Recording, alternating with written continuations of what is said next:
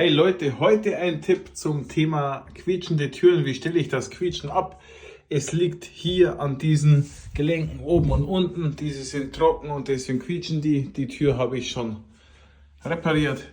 Hier einfach die Tür nehmen, Finger nicht einzwicken, mit beiden Händen nach oben, dann kann man die aushängen.